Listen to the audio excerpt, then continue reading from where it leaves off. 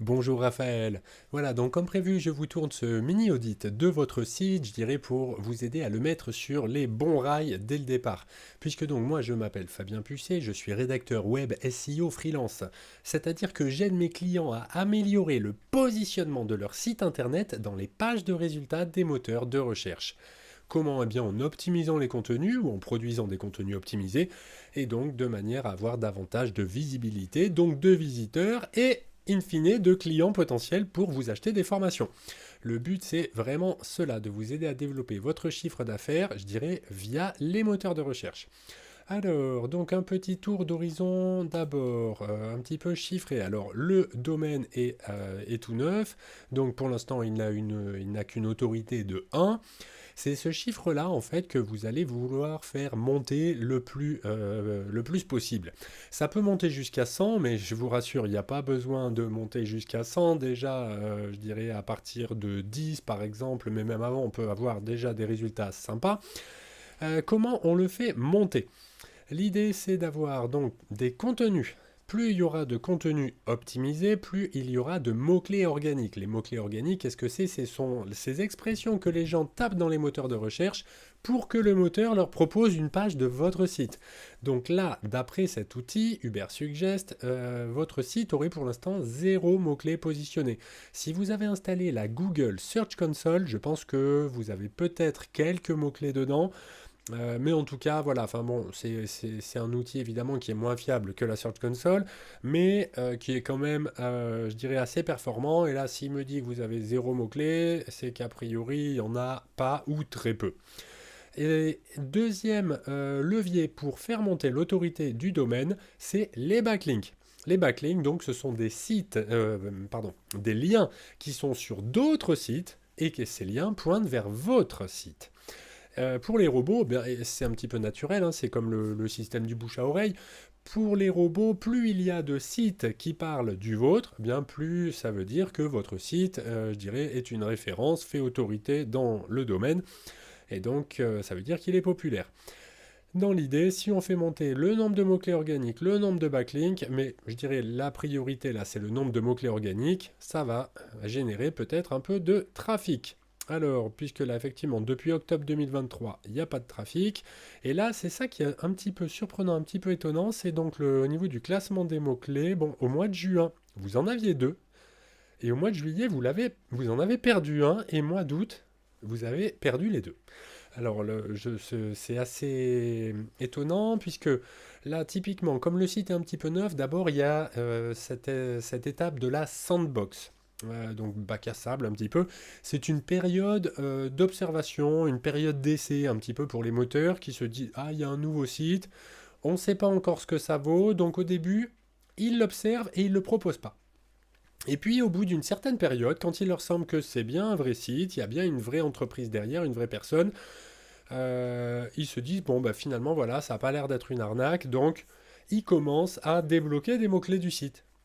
Et puis habituellement, donc voilà, c'est normal au début de ne pas en avoir, et puis petit à petit on en a, et puis après normalement on en a de plus en plus. Et vous là, bah, au mois de juillet, pas, vous en perdez un, vous en reperdez un autre au mois d'août, donc ça c'est un petit peu préoccupant. On dirait que la sortie de la sandbox ne s'est pas très bien passée.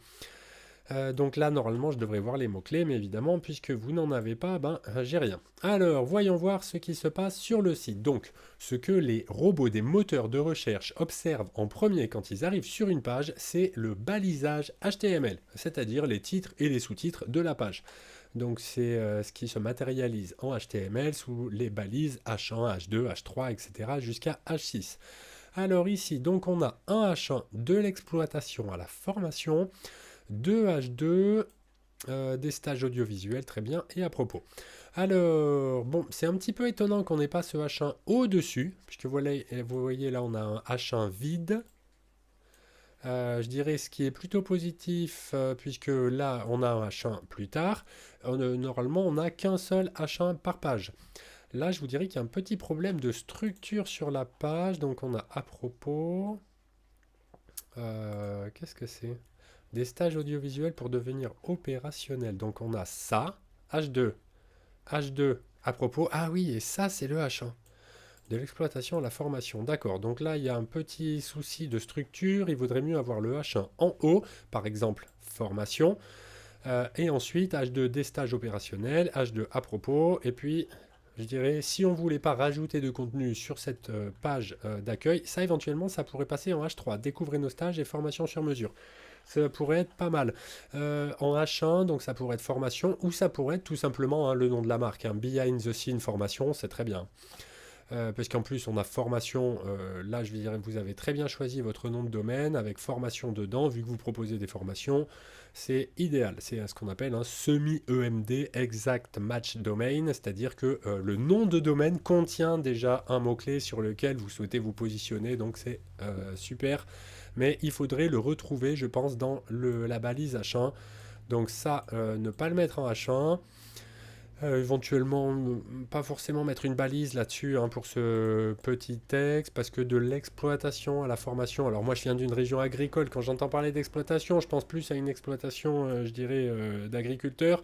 Après, je reconnais, ouais, il y a plein de formes d'exploitation. D'ailleurs, des fois, de manière un petit peu péjorative. L'exploitation, c'est le grand patronat qui exploite les employés. Bon, de l'exploitation à la formation, je vous dirais que ça, je comprends pas bien à la formation, oui, mais de l'exploitation à la formation, je comprends pas bien la logique qui articule les deux concepts, mais c'est peut-être voilà qui me manque aussi. Je vous dirais dans votre cœur de métier, peut-être la signification, une signification d'exploitation qui m'échappe. Bon, peu importe, c'est un détail, mais en tout cas là, ce serait bien de retrouver. Voilà, je pense behind the scene formation. Ce serait très logique pour une page d'accueil de contenir le nom de la marque. En plus, voilà, on a formation dedans, donc c'est parfait.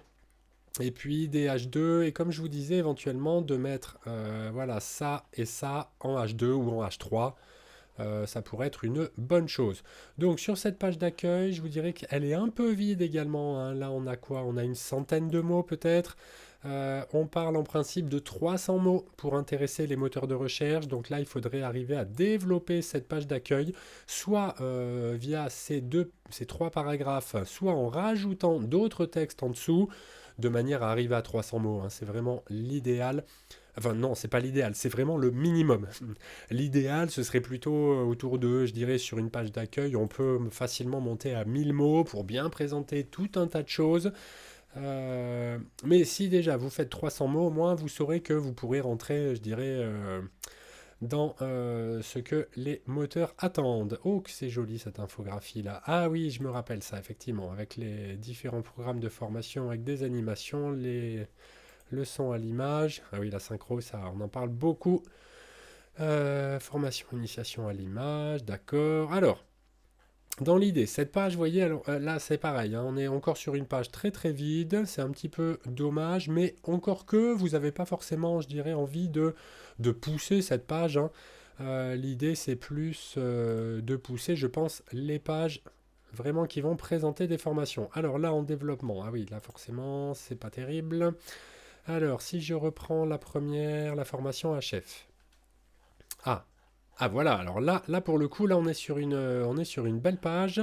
Donc celle-là, elle peut être indexée, celle-là, elle peut rapporter des mots-clés organiques, puisque elle est bien rédigée. Voyons voir l'architecture. Alors là, vous voyez, on a un balisage impeccable, maîtrise de la HF. Euh, Choisissez votre formation, détail de la formation, objectif, méthode pédagogique. Ce qui peut être bien, alors qu'est-ce qu'on a dans l'URL? Vous voyez, on a formation HF, ça c'est très bien. On va retrouver HF ici et formation dans un H2. Ce serait bien de retrouver formation HF vraiment telle qu'elle. Par exemple, dans l'introduction en gras, liaison HF. Qu'est-ce qu'on peut avoir? Toc, toc, toc, toc, toc. Formation. Comprendre la HF. Il y aurait des choses à mettre en gras ici concernant les mots-clés. Alors, on va pas forcément les mettre plusieurs fois. Je veux dire, si on met par exemple là, liaison HF, on va pas forcément remettre la HF. Encore que là, si on met juste comprendre, ça va pas marcher. Mais comprendre la HF. Donc là, voilà, il y a des choses, ce serait bien d'avoir le but de cette formation, par exemple, de cette formation HF, et donc de permettre à tout professionnel, et comme ça vous pouvez le mettre en gras, ce sera beaucoup plus efficace. De même, ce serait bien de remettre formation HF dans un H2. Par exemple, je sais pas, moi, ce serait formation HF, tous les détails, ou sur celui-ci, formation HF, les objectifs, deux points, les objectifs. Ce genre de choses, si vous mettez votre requête clé, donc votre expression en premier, je dirais en début de balise, eh bien c'est plus efficace. Surtout là, du coup, on la retrouvera dans l'URL, dans le H1. Alors ça pourrait être pas mal aussi de remettre formation HF par exemple, si vous voulez pas trop changer, ça pourrait être formation pour maîtriser la HF. Et comme ça, on a quelque chose d'assez, je dirais, de lisible, pas trop, pas artificiel pour les lecteurs, et quand même quelque chose de bien plus efficace d'un point de vue référencement. Ensuite, vous remettez dans un H2, si possible, en début de balise, formation HF. Alors voilà, soit les détails ou les objectifs, ou formation HF, les méthodes, bon, ce genre de choses, et ce sera beaucoup mieux. Je pense que cette page-là, alors, enfin, cela dit, non, là, ça risque de ne pas fonctionner, mais je pense que, et voilà, oui, il me dit quand même que cette page ne fonctionne pas pour l'instant. Vous voyez que les moteurs, si ça se trouve, elle n'est pas indexée, cette page, dans les moteurs de recherche, ce qui est un petit peu dommage. Donc, eh bien, écoutez, du coup, je ne vais pas forcément lister toutes les pages, hein, c'est pas l'objectif. Je vois que cette vidéo est déjà assez longue. Ce qui pourrait être bien également, ce serait d'avoir des liens peut-être vers vos profils sur les réseaux sociaux, encore que voilà, je ne sais pas si vous en avez déjà, mais c'est une très bonne chose parce que je vous dirais éventuellement aussi d'avoir un système pour que les gens puissent s'inscrire à une newsletter de manière à diversifier votre trafic. Si tout le trafic vient des moteurs de recherche, il y a un moment où ils vont se dire, oui mais là, enfin, ça va pas, ils ne vont pas aimer parce qu'ils vont se dire tiens c'est bizarre quand même une vraie entreprise qui n'a pas un réseau social, qui a pas un réseau social où tout le trafic vient de chez nous, ils peuvent se dire que c'est pas naturel en fait, que c'est pas normal. Et donc, ils n'aiment pas ce genre d'exception. Donc, ce qui est bien, c'est de diversifier les sources de trafic. Donc, par exemple, vous pouvez avoir des gens qui viennent sur votre site à partir de vos réseaux sociaux, des gens qui viennent sur votre site à partir d'un lien qu'ils ont cliqué dans un email. C'est bien aussi d'avoir des gens de temps en temps, mais bon ça vient plus tard hein, avec un peu de notoriété, des gens qui vous connaissent, qui ont entendu parler de vous, qui vont taper directement behind the scene formation dans leur navigateur, et comme ça bien vous avez du trafic qui vient à la fois des moteurs, des réseaux, d'emails, enfin de différentes sources, et donc là ça fait un profil plus naturel de navigation, ce qui plaît évidemment beaucoup aux moteurs. Je vous dirais d'améliorer peut-être d'abord les choses sur votre site, d'améliorer les pages qui peuvent l'être, donc en insistant évidemment hein, sur les pages les plus importantes. Voilà, ça c'est très propre, c'est très bien. Le problème c'est que là effectivement je pense qu'il n'y a pas beaucoup de gens qui sont susceptibles de faire des recherches qui les amèneraient sur cette page. Vous voyez là, méthodologie, des lieux accessibles, des matériels, une pédagogie, des exercices de fin de module. Cette page elle est valable pour n'importe quel formateur, qu'il soit en ligne ou en physique. C'est très vague. Et donc ça, c'est un problème pour les moteurs, hein. Ils vont se dire, bon voilà, ça parle de méthode, de pédagogie, de formation. Donc ça va venir donner de la crédibilité, je dirais, aux autres pages du site qui parlent de formation. Ce serait bien d'avoir pour le coup du maillage interne, c'est-à-dire peut-être des liens qui viendraient de cette page vers, par exemple, la page de formation sur le HF. Faudrait donc vérifier que tout ça, si je prends la deuxième, les micros, ok. Ah, c'est pas terrible, le blanc sur jaune, là, c'est pas très lisible. Voilà, pour les pages de formation qui sont bien, je vous dirais de mettre des liens vers ces pages sur d'autres pages du site, à partir de la page d'accueil, à partir de la page méthodologie. C'est bien d'avoir aussi une page à propos pour vous présenter, pour commencer à inspirer confiance je dirais, à votre lecteur, puisque quand il va venir sur le site, s'il arrive de Google qui ne vous connaissait pas, il a tapé, mettons, formation HF, Google a proposé votre site, il arrive dessus, avant de passer à l'action, avant de prendre, je dirais même un rendez-vous, une prise de contact, peut-être que la personne va se dire, oui, mais c'est qui de dire, bon, j'ai pas, vous savez, des fois on rentre dans un magasin, et puis on sait déjà ce qu'on cherche, et on a envie de le chercher tranquillement, de bien regarder les prix, les tailles, les couleurs, Et des fois, quand il y a quelqu'un, je dirais un employé qui vient qui nous dit je peux vous aider? Ah ben, des fois on est oui, moi je regarde, merci, c'est bon, je me débrouille. On a envie de lui dire écoute, voilà, je viendrai te voir quand je voudrais acheter, si j'ai trouvé ce que je veux, ou si je ne trouve pas ce que je veux, bah, je viendrai te le demander, mais fiche-moi la paix.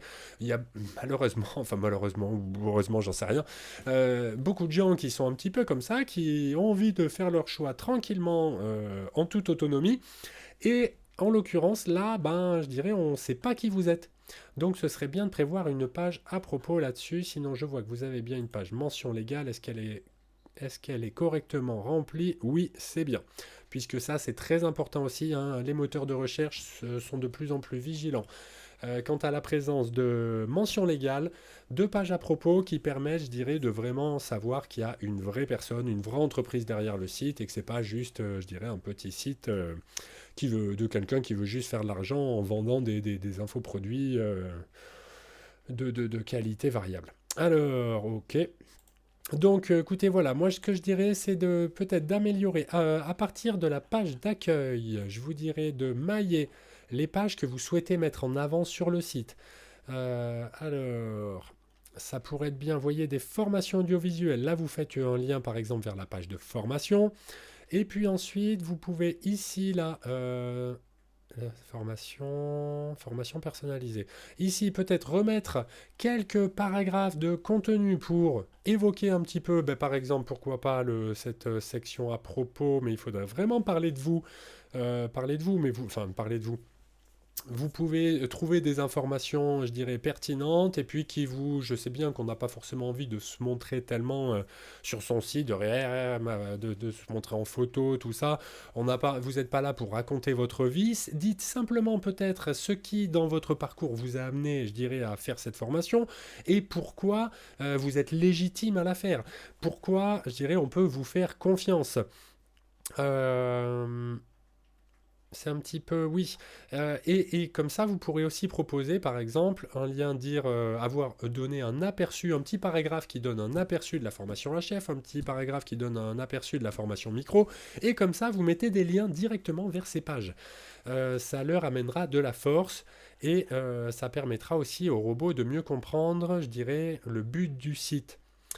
Puisqu'ils verront tout de suite sur la page d'accueil des liens pour aller vers ces formations, et donc ils diront, bah oui, behind the scene formation, il y a un balisage, il me semble, qui contient le mot formation, c'est ça, formation, donc du coup, ils verront que il y a des liens pour aller sur des pages de formation, et donc là, petit à petit, bah, ils se diront, ok, donc c'est un lien, c'est un formateur qui forme, je dirais, à des aspects techniques de la prise de son, de la captation, tout ça.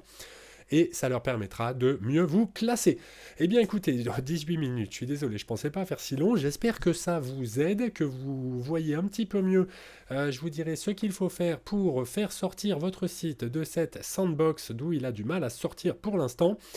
Je vous dirais déjà de régler les problèmes sur le site, de rendre votre site un petit peu plus qualitatif, rajouter des mots sur la page d'accueil, mettre des petits liens vers vos pages de formation. Vous pouvez aussi, à partir de la page méthodologie, je crois, faire des liens vers les formations. Je vous dirais éventuellement de mettre une page à propos dédiée, au moins 300 mots toujours par page. Ça devrait vous faire gagner des mots-clés. Une fois que vous aurez des mots-clés débloqués, eh bien là, après, vous pourrez commencer à faire des backlinks, c'est-à-dire donc des liens qui viennent d'autres sites vers le vôtre, ce qui est une très bonne chose, hein. Et déjà, dans un premier temps, vous faites juste des liens vers votre page d'accueil, et puis, je dirais, inscrivez-vous sur tous les annuaires possibles, hein. Il y a plein d'annuaires, alors il y en a qui sont payants, mais beaucoup sont quand même gratuits. Il y a beaucoup d'annuaires gratuits, après ça envoie pas forcément beaucoup de puissance, mais ça peut quand même, je dirais déjà, débloquer ce compteur là qui est à 0.